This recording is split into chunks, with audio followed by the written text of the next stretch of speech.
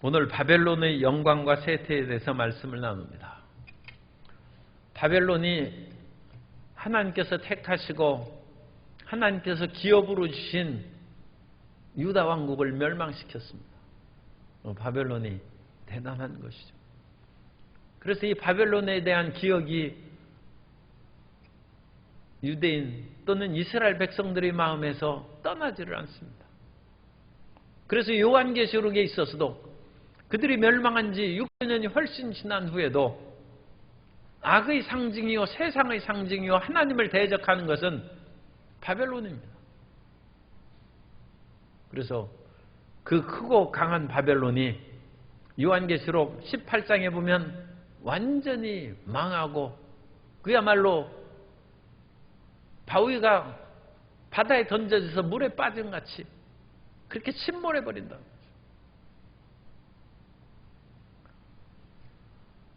사람들이 바벨론의 영광을 보고 일부 마음이 흔들리고 뺏긴 사람들이 아마 있었을 것입니다. 사람이 시골에서 살다가 서울에 가면 눈이 희둥그레지고 남대문 가봐야 조그맣죠. 그런데 남대문이 그게 큰 문처럼 눈이 희둥그레집니다. 그런데 우리나라 사람들이 조선시대나 그런 때 중국의 사신으로 가서 그야말로 중국의 황제가 사는 것을 보면 눈이 희둥그레져. 오늘날에도 삼천리 금수강산에서 아름다운 자연을 벗삼고 행복하게 지내던 사람들이 중국의 그런 관광을 가면 그 천하절경이라고 그러죠. 그리고 그 웅장한 모습에 그냥 넋을 잃은 그런 사람들이 있어요. 그래서 저절로 사대주의에 빠져요. 과연 큰 나라구나. 이전에 진보적인 정치인들이 미국을 많이 비판하고 그런 일이 있었고 또 그런 분들이 정권을 잡은 때도 있습니다. 그런데 어느 신문에서 그 사람들 미국에 좀 가봐야 된다. 거기 가서 미국이 얼마나 잘 살고 자유와 평화가 그야말로 그 영화로움이 어떤지 가서 한번 보랍니다. 그래서 반미적인 그런 생각이나 그런 행위 하지 말라는. 그게 좋은 얘기인지는 모르겠습니다만 그러면 그것도 사대주의죠. 그런데 이스라엘 백성들이 이스라엘에 살다가 바벨론에 갔어요. 포로로 끌려갔어요. 이스라엘은 산과 골짜기가 많아가지고 평지가 별로 없어요. 유일한 평지는 이스라엘 평야 그 지역인데 갈멜산에서 이스라엘 평지 지역을 내려다보면 거기가 싹 보입니다. 보이는데 거기는 그야말로 삼각형의 그런 그 평야지대예요. 한 변 길이가 32km입니다. 그러니까 거기에서만 지평선을 볼 수 있어요. 지평선을 볼 수 있는 땅이 이스라엘은 없습니다. 그런데 바벨론은 그 지역이 동서남북으로 돌아서서 지평선이 보이는 광활한 지역입니다. 그리고 그것이 말할 수 없는 바벨론 큰 성읍을 예루살렘 성은 조그마해요. 그건 그 감람산 위에 가면 예루살렘 성이 다 보입니다. 다 보이고 그야말로 뛰어가면 몇십 분 만에 그 예루살렘 성을 한 바퀴 돌 수 있어요. 그런데 바벨론의 크고 웅장한 성을 바라보면 넋이 나가는 것이죠. 우리가 믿었던 하나님도 그런가? 그런 회의가 생깁니다. 하나님은 산골짜기 신인가? 작은 신인가? 그렇기 때문에 바벨론의 그런 거대한 세력에 나라가 망했나 보다. 그렇게 착각할 수도 있습니다. 사람은 가끔 큰 곳을 좀 가볼 필요가 있습니다. 그래서 특히 젊은 딸들은 한번 서울의 화려한 곳을 돈 좀 써야 됩니다. 그리고 고급 식당에서 좋은 음식도 한번 사서 같이 먹도록 그렇게 해야 됩니다. 어떤 그 이쁘고 16대왕 나온 그 처녀가 있었는데, 그를 사귀는 남자가 어떤 사람인지 모르고 서울의 최인류 호텔에 가서 거기 그 호텔 최 꼭대기에 있는 라운지에서 랍스터를 사주고 그냥 완전히 넋이 나갔어요. 그래가지고 결혼했어요. 그 남자는 약간 사기꾼 비슷한 허풍쟁이입니다. 완전 나쁜 사람 아닌데 그 허풍에 넘어가는 거예요. 그래서 자기는 교사하면서 집안 살림을 평생 꾸려가고, 남편이 요새는 변했는지 모르겠어요. 남편은 맨날 돈 빌렸다가 순식간에, 그러니까 한꺼번에 수천만 원 가져갔다가 한꺼번에 또 통장 어디 있느냐고 몽땅 들고 나가는 사람이에요. 불안해서 살 수가 있나? 그런데 그런 과장하고 허풍한 남자에게 어떻게 넘어갔느냐? 그 화려한 라운지에서 랍스터를 먹음으로써 넘어갔다. 사람이 자기가 경험하지 못한 영광을 보면 정신을 잃어버리고, 이스라엘의 경우에는 신앙을 잃어버릴 수 있다. 내가 믿던 신이 이렇게 초라한 것인가? 그게 바벨론의 영광입니다. 그러나 그런 속에서도 이스라엘이 신앙을 지켜서 바벨론 포로에서 돌아온 것입니다. 그리고 자기들이 살던 그 산골짜기에서 메시아를 만나고, 그것이 온 세계를 지금 덮어버린 것입니다. 이 바벨론은 성경에서 처음 창세기 11장에 나옵니다. 그래서 사람들이 노아 홍수가 지난 후에 산속에서 살았죠. 이제 배가 산에 이제 딱 됐으니까. 그러다가 인구가 불어나니까 자꾸 평지로 내려왔어요. 그래서 만난 것이 시날 평지, 이 바벨론이 있는 그런 넓은 평지, 동서남북의 지평선이 보이는 그 땅으로 내려오니까 먹을 것도 많고 인구가 폭발적으로 증가하는 것입니다. 그래서 그 사람들이 자기가 뭉쳐진 힘을 가지고 성과 대를 높이 쌓아서 우리가 하늘 꼭대기까지 닿게 하고 지면에 우리 이름을 내고 흩어짐을 면하자고 했어요. 하나님이 내려오셔서 그들을 흩으셨어요. 그래 바벨, 그들이 흩어지고 혼란스럽게 됐다는 것입니다. 그러다가 그 바벨탑 사건이 처음 그 창세기 11장에 나온 후에 천수백 년 동안 바벨론이라는 이름이 없어요, 성경에. 그러다가 히스기야 왕 때 바벨론이 나와요. 그래서 바벨론의 무로닥 발라든 이름이 나오죠. 그래서 히스기야 왕 때 히스기야 왕이 죽을 병에 걸렸어요. 그런데 하나님 앞에 통곡하고 부르짖어 기도하니까 히스기야 병을 고쳐주고 히스기야가 뒤로 10도 물러나왔어요. 열왕기하 20장 11절 이하에 보면 선지자 이사야가 야훼께 간구하며 아하스의 히스기야 위에 나아갔던 해 그림자를 10도 뒤로 물러가게 하셨더라. 그때 발라단의 아들 바벨론의 왕 브로닥 발라단이, 이 브로닥은 그 무로닥으로 이제 발음이 그 읽는 것을 더 합니다. 우리 성경에도 브로닥 발라단하고 이사야에서는 무로닥이라고 그렇게 나옵니다. 그래서 이 무로닥 발라단이 히스기야가 병들었다 함을 듣고 편지와 예물을 그에게 보낸지라. 그래 이때 나와요. 이때 나와가지고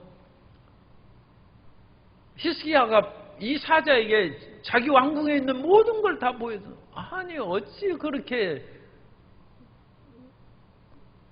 사람이 지킬 만한 그런 그 마음을 지켜야지 그런 것을 못하고 그같이 마음이 해픕니까? 당신이 보여준 거 다 아마 바벨론으로 다 가져갈 겁니다. 그건 1세기 후의 그런 예언이죠. 그래서 1세기 지난 후에 느부갓네살이와, 물론 무로닥 발라단하고 느부갓네살하고는 아무 관계없어요. 관계없이 다만 이 바벨론을 지역을 정복한 그런 왕 이름일 뿐입니다. 서로 그 혈통이라든지 그런 거 아무 상관없습니다. 그래서 느부갓네살 왕이 주전 586년에 유다를 멸망시키고 시드기야 왕을 눈 뽑아가지고 끌고 가고 백성들을 사로잡고 가고 유다가 멸망시킨 것입니다. 그렇게 하고 구약 성경은 끝나요. 그리고 신약 성경에서도 바벨론이 나오는데 그것은 바벨론 포로에서 돌아온 후 마태복음의 족보에서 그 언급이 되고 또 베드로는 바벨론을 그 당시 교회를 핍박하는 로마에 비유해서 베드로전서 5장 13절에 보면 택하심을 함께 받은 바벨론에 있는 교회가 너희에게 문안하고 내 아들 마가도 그러하느니라. 그 바벨론에 있는 교회는 로마 교회를 말합니다. 그래서 바벨론이 꼭 메소포타미아의 그 지역 도시가 아니라 그 당시 가장 강성했던 로마를 그와 같이 비유해서 바벨론이라고 얘기를 했고 요한계시록 14장 8절에 보면 또 다른 천사 곧 둘째가 그 뒤를 따라 말하되 무너졌도다 무너졌도다 큰 성 바벨론이여 모든 나라에게 그의 음행으로 말미암아 진노의 포도주를 먹이던 자로다 하더라. 그래서 이 바벨론이 창세기로부터 요한계시록까지 계속 나오면서 세상의 권력, 세상의 쾌락 또는 온갖 부도덕하고 사람들이 이 세상에서 추구하는 그런 헛된 부귀영화를 상징하는 그런 이름으로 바벨론이 나옵니다. 그런데 이제 우리가 살펴보는 역사적으로 바벨론은 신바벨로니아 제국입니다. 네오 바벨로니안 임파이어. 그래서 신바벨로니아 제국인데 신바벨로니아 제국은 나보폴라살이 건국을 했어요. 그리고 나보폴라살의 아들이 느부갓네살입니다. 그래서 나보폴라살이 아수르를 정복하고 아수르를 멸망시킨 것이 나보폴라살이에요. 물론 메대하고 연합군이 함께 멸망시켰습니다만 그래서 이 아수르를 멸망시키고 그 광활한 아수르 영토에 바벨론 제국을 세운 것입니다. 그런데 그 바벨론 제국은 옛날부터 바벨론이 창세기 11장부터 나오니까 얼마나 많아요. 그러니까 역사적으로는 혼돈하지 않도록 네오를 붙여서 신 바벨론 제국이라고 그렇게 부른 것입니다. 그리고 그 신 바벨론 제국에서 가장 탁월한 왕이 느부갓네살 왕입니다. 그래서 이 느부갓네살 왕은 역사에서 잊혀질 수 없죠. 왜냐하면 유다를 멸망시키고 솔로몬 성전을 무너뜨린 사람. 그러니까 그렇게 선한 이름으로는 나타나지는 않죠. 그래도 성경을 읽는 사람이나 그 유다의 왕국 백성들은 결코 잊을 수 없는 왕이죠. 잊을 수 없는 왕. 그 느부갓네살 왕은 주전 605년에 나부폴라살이 갑자기 돌아가심으로 황제를 이제 왕이 되어서 있고 그 605년에 유다에 내려와서 다니엘을 비롯한 왕족과 귀족 자제들을 붙잡아 갑니다. 그래서 다니엘서 1장에 보면 그 붙잡아간 그 사람들을 이제 교육시키는 그런 내용이 나오죠. 다니엘서 1장 그 3절에 보면 이 왕은 느부갓네살 왕입니다. 느부갓네살 왕이 환관장 아스브나스에게 말하여 이스라엘 자손 중에서 왕족과 귀족 몇 사람 곧 흠이 없고 용모가 아름다우며 모든 지혜를 통찰하며 지식에 통달하며 학문에 익숙하여 왕궁에 설 만한 소년을 데려오게 하였고 그들에게 갈대아 사람의 학문과 언어를 가르치게 하였고 먹을 것을 주었는데 6절 그들 가운데 유다 자손 다니엘과 하나냐와 미사엘과 아사랴가 있었더니 그래서 다니엘이 이때 이제 잡혀갔어요. 그래서 이것을 1차 포로라고 합니다. 제1차 포로가 주전 605년에 그리고 제2차 포로는 또 공격해서 또 사람들을 붙잡아갔어요. 그것이 597년입니다. 그래서 요야긴 왕을 비롯한 그런 사람이 붙잡혀갔고 아마 에스겔도 그 당시에 붙잡혀간 것 같아요. 그래서 에스겔은 붙잡혀간 5년 후에 선지자로 소명을 받습니다. 그리고 나서 그 뒤에 한 10년 정도 후에 586년에 완전히 또 세 번째 침략해서 남은 사람 싹 잡아가고 완전 성벽을 허물어버리고 성전을 무너뜨리고 그래서 유다가 역사에서 사라진 것입니다. 그러니까 이 느부갓네살 왕은 1차, 2차, 3차에 걸쳐서 계속 예루살렘을 공격하고 완전 그야말로 황폐화시킵니다. 그리고 이 느부갓네살은 유다에 대한 것만 이제 성경이 자세히 나와 있지 다른 나라들도 두로가 그 당시에는 가장 강력한 그런 그 도시국가입니다. 그런데 두로는 상당히 힘이 있었어요. 그래서 13년 동안 버텼어요. 그런데 느부갓네살이 13년 만에 두로성을 함락시켰어요. 왜 두로가 함락하기 어려우냐? 그것은 바다에 이와 같이 섬에 있는 원래 그 왕궁이기 때문에 평소시에는 이 바다에 있는 섬의 그 왕국에서 육지의 그런 해안까지 내려와서 생활을 하다가 전쟁이 나면 다 섬으로 건너가니까 이 섬에 성벽을 쌓은 것을 배 타고 가서 싸우기가 쉽지 않죠. 그러므로 그것을 함락시키지 못하는 것이 있었는데 그것을 느부갓네살이 이겼어요. 그리고 마지막 알렉산더 때에는 아예 그 바다를 메꿔 와가지고 함락시켜버렸어요. 그래서 다시는 두로 이름을 거론하지 못하게 했어요. 어쨌든 느부갓네살은 주변의 이 모든 나라들, 도시국가 두로와 같은 강력한 나라도 끝까지 에워싸서 포위 공격해서 무너뜨렸으니까 그 위세가 대단하죠. 그리고 나서 느부갓네살이 언제쯤인가 이제 왕궁에 딱 와가지고 자기 모든 그런 전쟁과 정복한 날을 싹 회고하면서 얘기한 것이 오늘 읽은 그것 말입니다. 그래서 30절에 보면 나 왕이 말하여 이르되 4장 30절이죠. 이 큰 바벨론은 내가 능력과 권세로서 건설하여 나의 도성으로 삼고 이것으로 내 위엄의 영광을 나타낸 것이 아니냐 하였더니 그래서 이 왕궁의 영화로움을 보고 느부갓네살이 자랑을 했어요.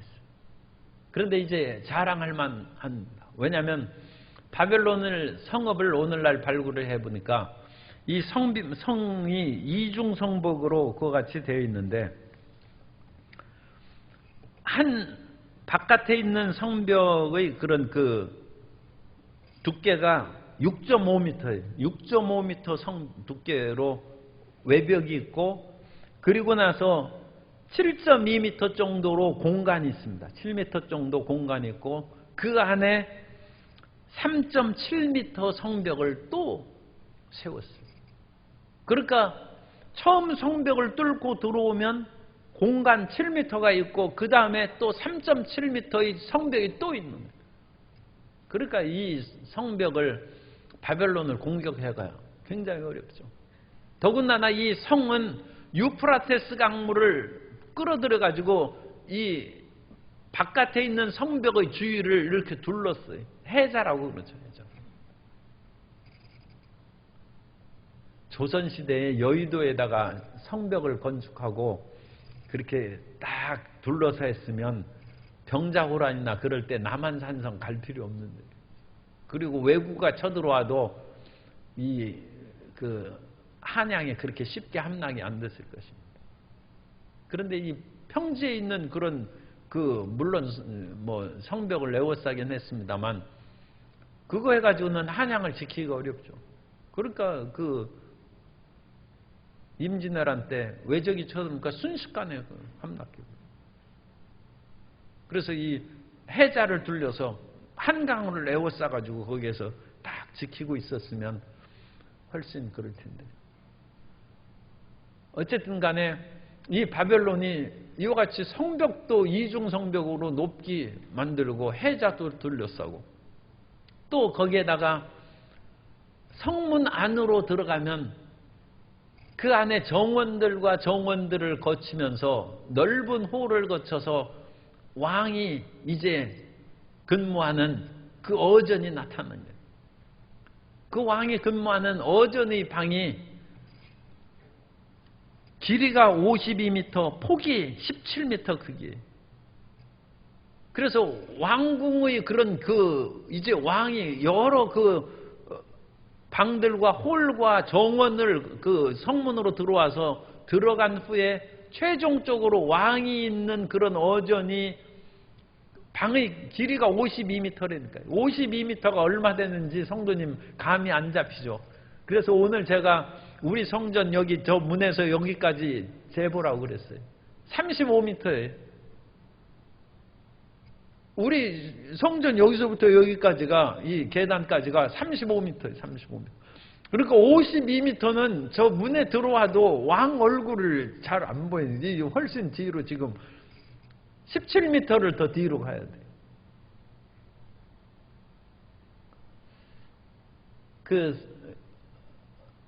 바벨론 성벽을 복원하고 모형도를 한 것을 사진을 통해서 한번 보도록 하겠습니다. 그래서 성벽으로 들어가는 성문입니다. 저 이슈타르 게이트라고 해서 이슈타르 문인데, 저기에 있는 푸른 벽돌로 아주 멋있게 장식을 했어요.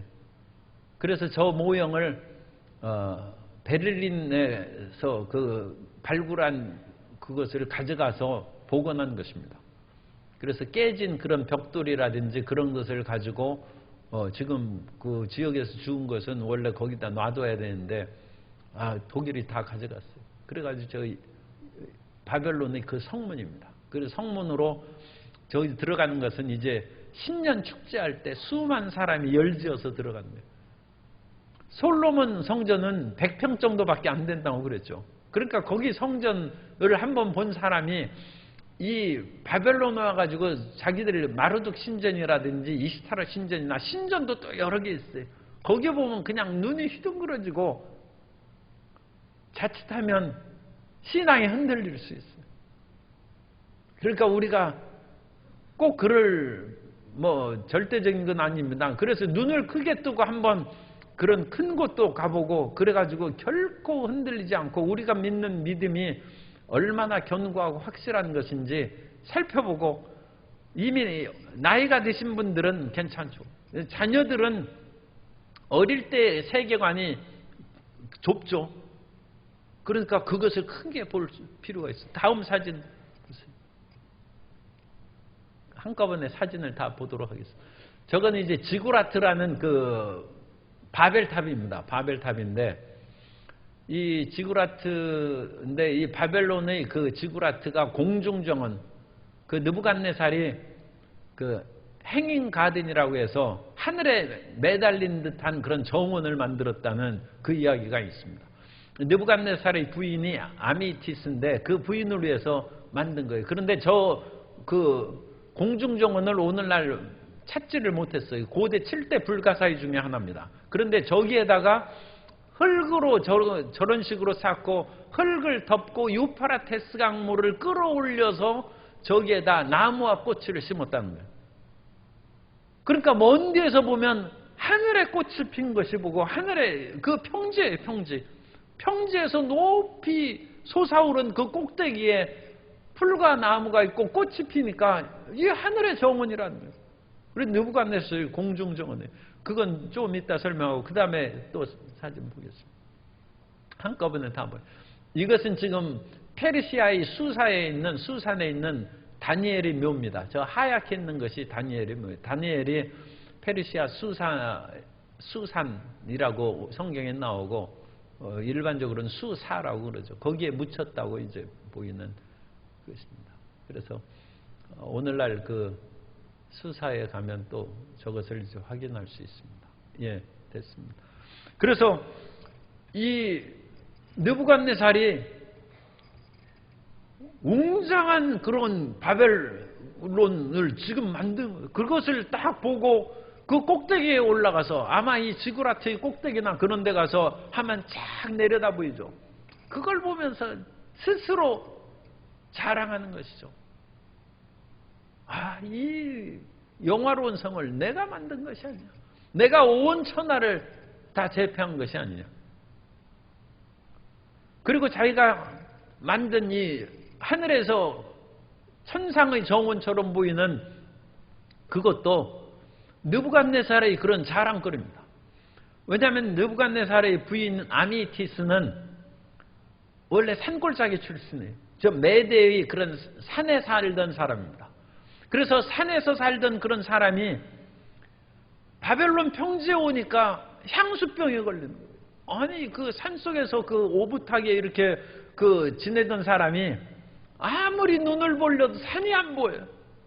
그러니까 이 마음이 그 허전해지니까 그 마음이 허전해지니까 병이 걸리는 거예요. 그래서 산으로 가서 살고 싶다고 그러니까 갈 필요 없다는 거예요. 내가 산 만들어주겠다 해서 이 바벨탑을 한 거예요. 그래가지고 이 바벨탑의 지구라트를 높이 쌓아서 거기에다가 초목을 심고 꽃을 피우니까 이 침실에서 딱 보니까 바로 앞에 산이 있는 거예요. 산이. 그래서 아미티스의 그 부인의 향수병을 치료했다. 세상에 누구는 전셋집도 마련하지 못해가지고 헐벗고 살고 그러는데 사람들이 고층 아파트 해가지고 거기에서 불빛이 반짝거리고 또 아파트에 사람들을 유혹하느라고 제일 꼭대기에는 무슨 뭐 그 테두리를 뚫렸어요. 비행기 충돌하지 말라고 그걸 그렇게 붙여놨는지 뭐 알 수가 없어요. 그래서 그걸 보고 나는 저 아파트에 언제 들어가 살 수 있나 그렇게 하는데 그 아파트를 통째로 느부갓네살은 다 샀어요. 통째로 사는 정도가 아니라 그런 아파트를 모아놓아 산을 만들었어요. 느부갓네살이 스스로 이 큰 영광이 내가 이룬 것이 아니냐. 그래서 자부심을 가질 만하죠. 그런데 다니엘서는 그렇지 않다는 거죠. 하나님이 너를 사용하셨을 뿐이지 너는 보잘것없는 인간에 불과한 것이다. 그래서 그 말이 끝나기도 전에 31절 4장 31절입니다. 이 말이 아직도 나 왕의 입에 있을 때 하늘에서 소리가 내려 이르되 느부갓네살 왕아 내게 말하노니 나라의 왕위가 내게서 떠났느니라.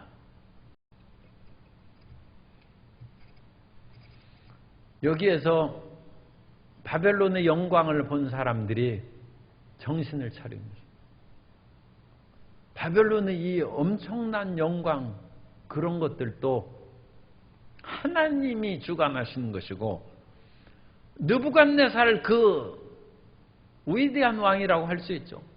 유다를 아예 멸망시키고 성전을 무너뜨린 자칫 생각하면 아니 성전의 그분보다 더 위대한 힘을 가진 것이 아니냐 착각할 수도 있어요. 그런데 다니엘이 얘기하는 것입니다. 하나님께서 하늘에서 말씀하셔서 그 즉시에 느부갓네살이 정신이 나갔어요. 그래서 소처럼 풀을 뜯고 그야말로 독수리 발수처럼 그것이 자라나고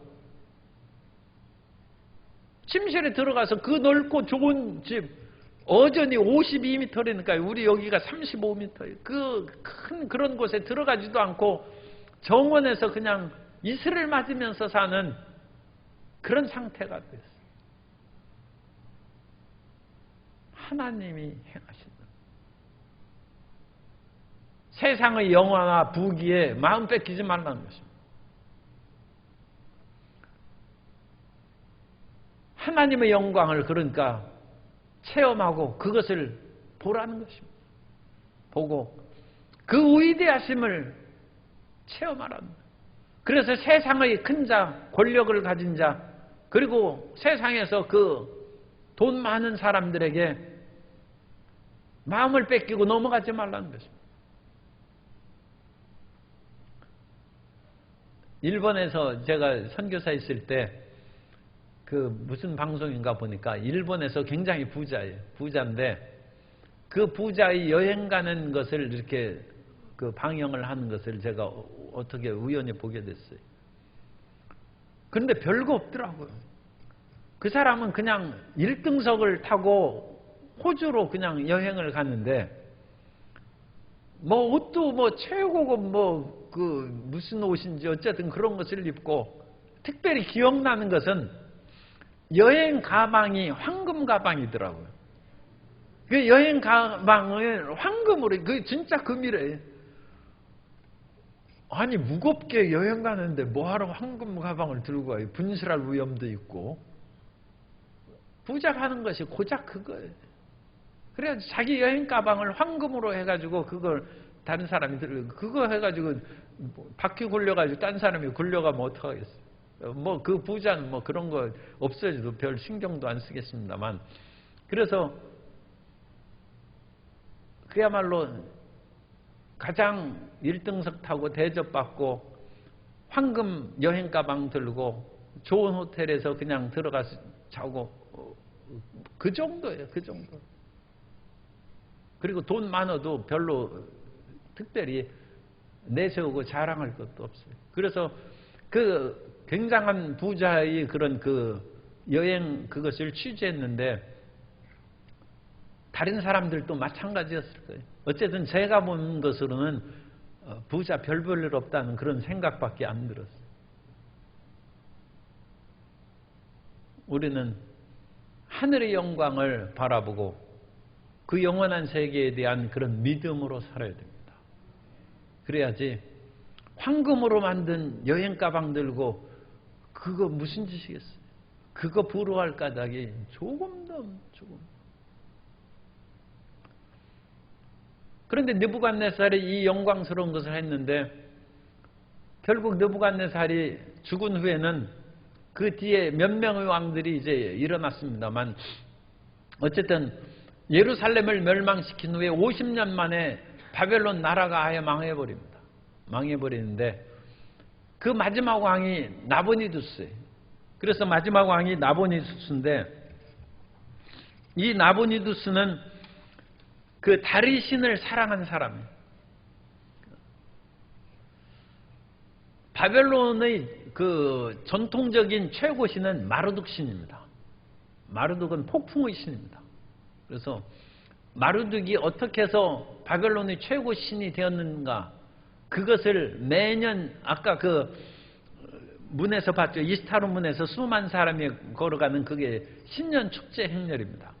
그 축제 행렬은 그 해에 또 하나님이 아니라 그 자기들 신을 자기들을 복을 내려달라고 이제 그 제사를 드리는데 그 제사를 드릴 때 가장 크게 섬기는 신이 마르둑 신입니다.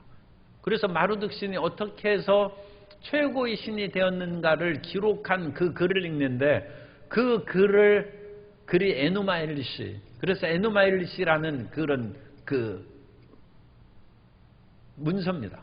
그것은 처음에 바벨론에 수많은 신들이 있었는데 그 수많은 신들이 이제 그 남신과 여신을 낳고 그랬는데 그 당시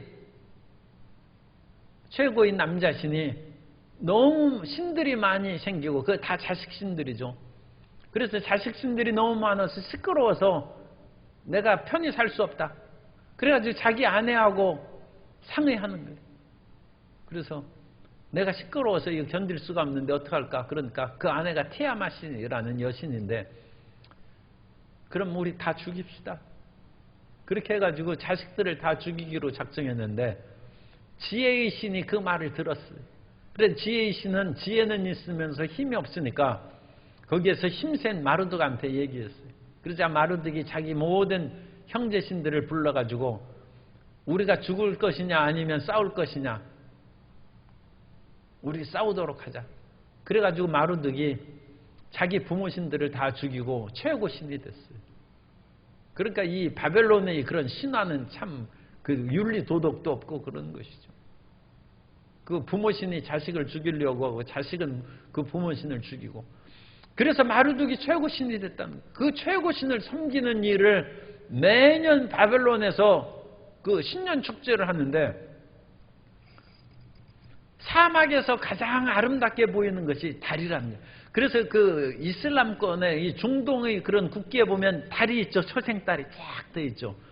이 초생달이 그것은 금음이 지나면, 금음이 있을 때는 사막을 여행을 못해요. 어두우니까. 그런데 사막을 여행하기 시작하는 때가 초생달이 딱 떠오르는, 그때는 이제 빛이 있어가지고 갈 수 있는 거죠. 그때부터 움직이기 시작합니다. 낮에는 뜨거워가지고 사막을 못 건너요. 초생달이 뜨면서부터 낙타를 타고 이제 쫙 하는 거예요. 카라반들이. 그래서 그것으로 인하여 무역하고 장사해가지고 먹고 사는 것입니다. 그리고 자기들이 무역하고 장사하고 먹고 살아 가는데 부인들을 한 달, 두 달 동안 집에 놔둬야 되니까 꼼짝 못하고 온 것 뒤집어 쓰고 나가지 말라는 거예요. 옛날부터 아마 그런 것이 오늘날까지 돼서 여성을 그와 같이 인권을 속박한다든지 뭐 그런 얘기가 나오는지 모르겠습니다. 어쨌든 그러니까 다른 사람들이 보이면 안 되죠. 왜냐하면 그러면 유혹받아가지고 남편은 먼 길을 떠났는데 또 다른 카라반들은 그때 또 그 마을로 들어올 수 있으니까 그런 위험을 방지해야죠. 어쨌든 이 달이죠. 그러니까 이 초생달부터 이 달에 대한 그것이 굉장히 중요한 거예요. 그런데 이 나보니두스는 달의 신을 사랑해가지고 마르둑 신을 섬기는 것이 아니라 달의 신 난나를 사랑해서 데마라는 아라비아의 그와 같은 사막 도시입니다. 사막 도시로 아예 갔어요. 사막에서 보는 달이 그렇게 아름답답니다. 거기에 갔어요. 그리고 그 나보니두스는 서울이 바벨론이니까 수도가 바벨론의 자기 아들 벨사살을 섭정왕으로 세웠어요. 그래서 다니엘서에는 마지막 왕이 나보니두스라는 이름은 없고 벨사살이 나오는 것입니다. 그러나 역사적으로는 나보니두스가 마지막 왕으로 나와 있습니다. 그리고 벨사살은 황태자로서 이제 그 일을 다스리는 것입니다. 그래서 벨사살이 바벨론의 그 모든 것을 치리하는데 이미 나라는 기울기 시작했죠. 황제가, 왕이 바벨론의 그런 주신을 섬기지 않으니까 이 종교의 세력도 굉장한 것입니다. 마르둑 제사장들이 반기를 든 거예요. 아니 이게 무슨 왕이 이런 왕이 있느냐. 그래도 바벨론이 나중에 지금 고레스의 군대가 들어갔을 때 그냥 문을 열어주고 그냥 바벨론이 함락됐어요. 그리고 고레스가 직접 들어가지는 않고 고레스 휘하에 있는 장군이 다리오입니다. 그래서 성경에는 다니엘서에는 다리오 왕으로 나오죠. 그리고 다리오 왕 때는 이미 페르시아가 된 거예요. 페르시아. 그 벨사살은 나중에 싸우지도 못하고 해가지고 죽고 마는데 왜 벨사살이 그와 같이 허망하게 나라를 빼앗기느냐. 물론 그 책임은 아버지에게 일단 있습니다만 아버지는 뭐 지금 아라비아의 대마에 있으니까 자기가 그 모든 것을 관리하고 바벨론을 지켜야죠. 그런데 벨사살 왕은 오만하고 어리석은 왕입니다. 그래서 벨사살은 왕궁에서 매일 연회를 베풀었어요.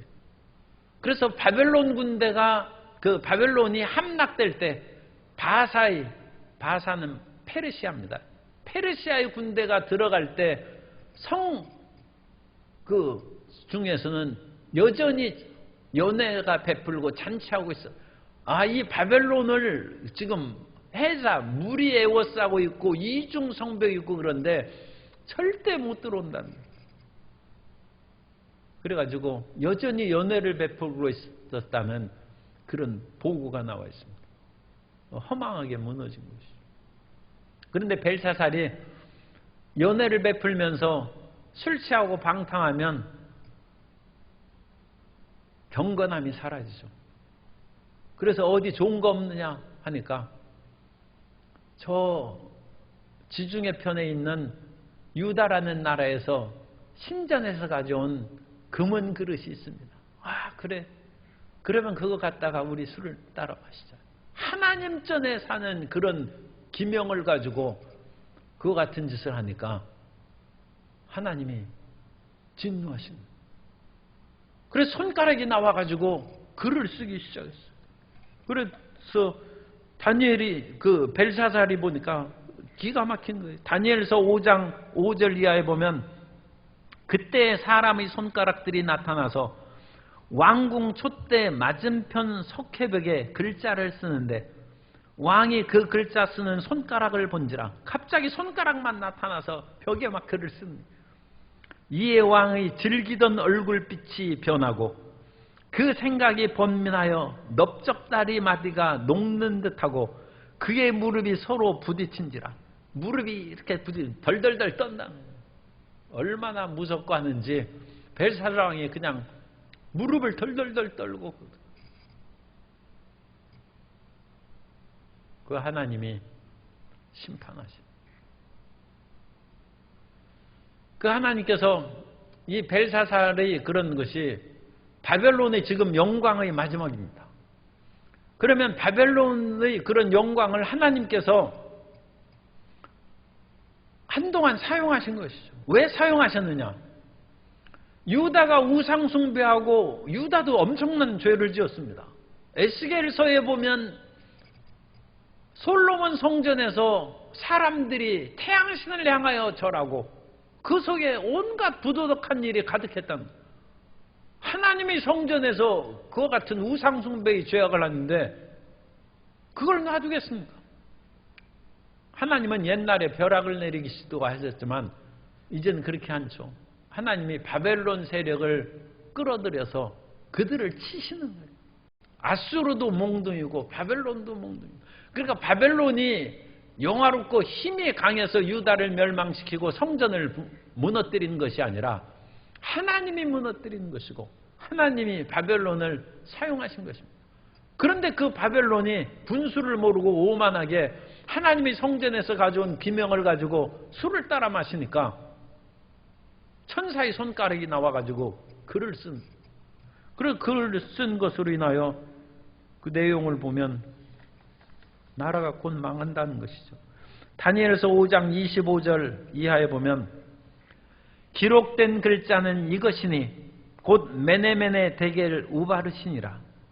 그 길을 해석하건대 메네는 하나님이 이미 왕의 나라를 시대를 세워서 그것을 끝나게 하셨다 하며 대겔은 왕을 저울에 달아보니 부족함이 보였다 하며 베레스는 왕의 나라가 나뉘어서 메대와 바사, 페르시아 사람에게 준바되었다 함이니이다 하니. 세계 역사는 하나님이 하시는. 지금 다니엘에서 주장하는 것은 느부갓네살이 아무리 위용이 있고 강력한 군대를 가졌다 할지라도 하나님이 시켜서 하는 것일 뿐이고 하나님의 도구에 불과하다는 거예요. 그래서 역사의 주인공은 하나님이시지 느부갓네살이 아니라는 것입니다. 더더욱 벨사살은 아니죠. 벨사살이 자기 마음대로 하고 그러는데 그게 아니라는 것입니다. 하나님께서 그 손가락이 나와서 그걸 썼습니다. 왕의 나라가 이미 끝나고 다른 사람에게 나눠준 바 됐는데 페르시아에게. 그런데 페르시아도 메대는 여러 나라를 후원하는 그런 그 메대의 군사가 아주 용맹스러웠다고. 그래서 그 협조해서 여러 가지 이익을 얻은. 바벨론에서도 메대가 도와줬고 페르시아가 바벨론을 정복할 때도 또 메대가 도와줬어요. 그래서 이 바사 제국이 이 땅을 차지할 것이다. 거기에서 포로로 끌려온 백성들이 생각하는 것입니다. 하나님이 연약하시거나 무능해서 유다가 망하거나 성전이 무너진 것이 아니라는 것입니다. 우리의 죄악이 너무 가득 찼기 때문에 하나님께서는 참다 선지자를 보내고 예레미야를 보내고 수많은 선지자를 통하여 경고하고 스바냐를 통하여 하박국을 통하여 하나님께서 경고하고 그러면서 모든 것이 다 없어질지라도 무화과 나뭇잎이 마르고 포도나무에 열매가 없고 모든 것이 없을지라도 하나님 믿고 살아라. 하박국이 그렇게 외치고 그런 후에 나라를 정말 멸망시켰다는 것입니다. 그러면 멸망당한 후에 어디 가서 호소해야 돼? 하나님께 호소해야 돼. 사람에게 자기가 망하고 어려웠다고 사람에게 호소해 봐야 자기만 초라해지는 거예요. 우리 크리스찬들은 항상 담대하고 모든 사람 앞에 떳떳하고 자랑스러워야 돼요. 왜냐하면 하나님의 자녀이기 때문에. 왕자와 공주가 사람한테 구걸하겠습니까? 왕한테 가서 빌어야죠. 왕이 쫓아내면 왕자도 천민이 되고 쫓겨나는 것이죠. 아무리 왕이라 할지라도 광해군이 되면 그와 같이 유배돼가지고 평면으로 살아가는 것입니다. 왕이 사면하면 복권하는 것이죠. 우리의 모든 삶의 생사화복이, 기륭화복이 하나님의 손에 있습니다. 그러므로 하나님을 끝까지 의지해야 됩니다. 다니엘서는 지금 그것을 얘기합니다. 지금 나라도 망하고 자기도 끌려왔어요. 포로를 끌려와서 다니엘과 사드락과 메삭과 아벳느고는 갈대아 학문을 배우고 그 갈대아 바벨론 문자를 배우고 우리같이 이방 나라에 와서 히브리어를 잃어버리고 바벨론어를 배우고 있느냐 생각하니까 기가 막힌 것이죠. 그런데 그 속에서도 다니엘과 친구들이 정신을 차립니다. 우리는 비록 포로로 끌려왔지만 틈틈이 성경을 읽고 하나님의 율법대로 우리가 살도록 하자. 마음의 뜻을 정하고 결단을 내려서 자기들을 관할하는 환관장에게 우리는 왕이 내리는 진미를 먹지 아니하고 우리는 성경에 합당한 그런 음식, 채소를 먹겠으니까 허락해달라. 그러니까 너희가 그것 먹어서 얼굴이 초췌해지면 내가 큰 왕에게 책망을 받을 것이다. 그럼 시험해 봅시다. 그래서 시험해 본 즉 다니엘과 친구들이 얼굴빛이 더 좋고 몸이 더 건강한 즉 그리고 시험 공부도 더 잘하는 거예요. 어찌나 채식하면 머리가 좀 좋아지나요? 고기도 좀 먹어야 됩니다. 그런데 고기를 안 먹으면 힘이 딸려서 공부를 못해. 어쨌든 간에 다니엘이 계란이라도 먹었겠죠. 그래가지고 다니엘이 훨씬 나았는 거예요. 그게 무엇을 말씀합니까? 이방 세계에서도 하나님의 말씀대로 살면 머리 되고 승리한다는 것입니다. 그걸 가르치는 거예요. 우리가 포로로 끌려와가지고 지금 그 속에서 갈대아의 학문을 배우는데 율법이 무슨 소용이냐? 그러면 그 사람은 바벨론에 귀화하던 바벨론 사람은 될지 몰라도 하나님의 백성은 못 된다. 하나님의 백성은 어디 가서든지 하나님의 뜻대로 살아야 되고 하나님의 뜻은 성경에 기록되어 있으니까 율법을 지켜야 되는 것이고 하나님을 최고로 삼고 죽든지 살든지 우리는 느부갓네살 왕이 우리의 주인이 아니라 하나님이 우리의 주인이십니다 하는 그런 고백과 믿음 가운데 살아가야 된다는 것입니다. 그러면 하나님께서 이방 땅에서도 이방 땅 중에서도 핵심인 느부갓네살의 왕궁에서도 다니엘을 높여주신다. 더 놀라운 것이 있어요. 느부갓네살 때 사로잡혀간 다니엘은 계속 살았어요. 그래서 느부갓네살은 죽었어요. 그 뒤에 있는 왕들도 죽었어요. 나보니두스도 죽었어요. 벨사살도 죽었어요. 그런데 다니엘은 여전히 살아남았어요. 하나님을 경외한 다니엘이 바벨론의 신바벨로니아 제국의 역사를 꿰뚫고 살아납니다. 그것이 상징하는 것이 무엇입니까? 하나님을 경외하는 사람은 어떤 그런 상황 가운데도 그 모든 것을 극복하고 살아남는다는 것입니다. 바벨론의 나라가 망했는데도 불구하고 포로로 잡혀간 다니엘이 그러나 하나님을 경외하는 다니엘은 살아남아서 페르시아의 다리오 정부 때에도 총리가 됐어요. 그렇다고 해서 다리오 시대의 총리가 된 다니엘이 이제는 내가 나이도 늙고 그랬으니까 다리오에게 잘 보여야 되겠다. 페르시아에게 잘 보여야 되겠다. 그런 생각 어림도 없습니다. 자기가 할 일은 최선을 다하되 하나님을 향하여 예루살렘을 향하여 하루에 3번씩 창문을 엮고 기도하는 것을 멈추지 않는다. 그리고 그 기도하는 것을 빌미 삼아서 자기의 대적들이 왕 이외의 다른 신들에게 기도한 사람은 사자굴에 던지자 하는데 지금 정부가 바뀌었어요. 바벨론은 망하고 지금 페르시아 시대입니다.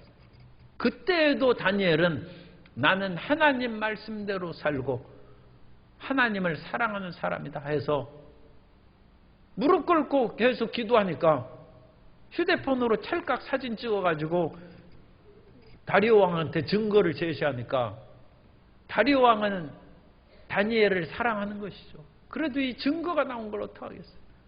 그래서 사자굴에 던져놓는데 사자들이 그 다니엘을 보호하고 오히려 안 잡아먹어요. 그래서 다니엘은 어떠한 위험 가운데서도 하나님을 경외하면서 살아납니다. 다니엘에서 읽으면 포로로 잡혀간 사람들이 하나님 믿겠어요? 안 믿겠어요? 하나님 믿죠. 포로로 잡혀왔는데 이제 뭐 될 대로 되라. 그렇게 살면 어떻게 되겠어요?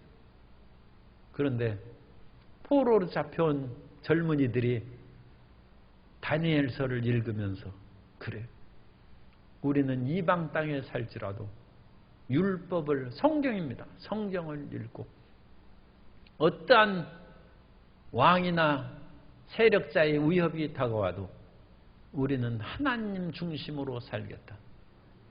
사자굴에 던져져도 하나님 믿겠다. 금신상에 절하지 않는다고 풀무불에 던져질지라도 하나님이 우리를 구원하실 것이다. 그리 아니하실지라도 나는 하나님만 믿고 산다. 그런 사람들이 포로에서 귀환해서 나라를 새롭게 건설하고 그 신앙이 이어져서 신약으로 이어지는 것입니다.